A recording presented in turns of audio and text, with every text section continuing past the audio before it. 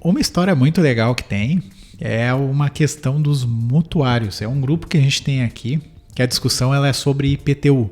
Eu assumi lá no meu primeiro ano de advocacia, um amigo meu pediu, né, em razão da tia-avó dele estar nessa situação e que teria um grupo também que precisava de um auxílio em razão do IPTU de um imóvel.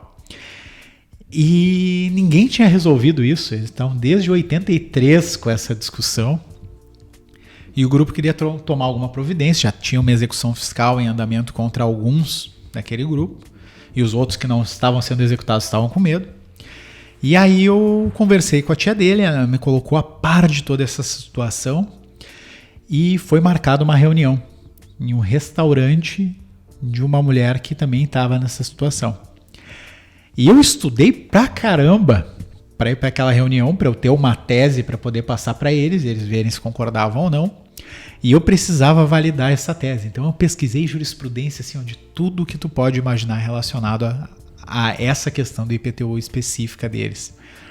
E quando eu cheguei na reunião, eu acho que tinha umas 20 e poucas pessoas dos mutuários e outros 3 advogados que queriam tentar pegar o grupo.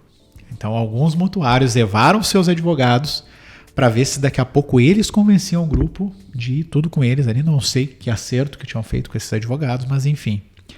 Então, quando eu cheguei, alguns colegas se apresentaram como eu sou o advogado do fulano, o advogado da ciclana.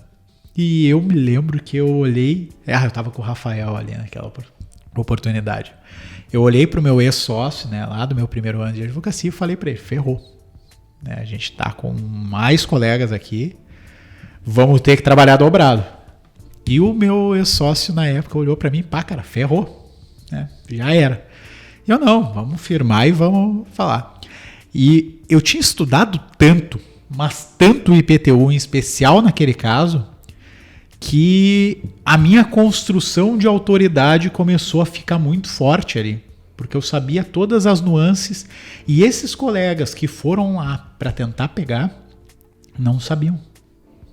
Então eles começaram a perceber, isso inclusive um dos colegas depois foi me comentar, né, quando acabou a reunião, começaram a perceber que eles não iam ter como competir naquele caso em específico, porque eu estava muito bem preparado, né? E eu nunca vou me esquecer que no meio da reunião uma senhora levantou a mão e disse assim, Matheus, a gente tem também uma dívida do BNDES, como é que está essa função? E ninguém nunca tinha me dito de dívida do BNDES nenhuma. Eles tinham feito um financiamento pelo BNDES na época. BNH, não era BNDES, BNH. E eu me lembro que eu olhei para o meu sócio assim, para ver se ele rebatia e ele gelou na hora. Virei para ela, vem cá, quantos anos ninguém entra em contato contigo a respeito disso? E ela, nossa, faz 15. Eu não, se deu 15, prescreveu. E toquei, mas eu nem sabia na época se tinha efetivamente prescrito. Mas eu falei aquilo com tanta segurança e eu já tinha agregado tanto valor para eles, explicando quais eram as possibilidades e fechando mais ou menos aonde eu queria, o que eu queria trabalhar com eles, explicando, que todo mundo aceitou. Depois eu fui pesquisar e de fato a minha assertiva era verídica, né? Mas para mostrar assim, eu fui ali no meio dos leões, né? Tinham colegas lá também, e por eu ter explicado, contado a história, que nem a Karina falou, as nuances do processo, como que seria o procedimento, o que a gente podia fazer, o que ainda estava por fazer, que os próprios advogados me reconheceram como autoridade naquele ponto, embora eu tivesse uma cara de guri cagado aqui, por bem assim dizer.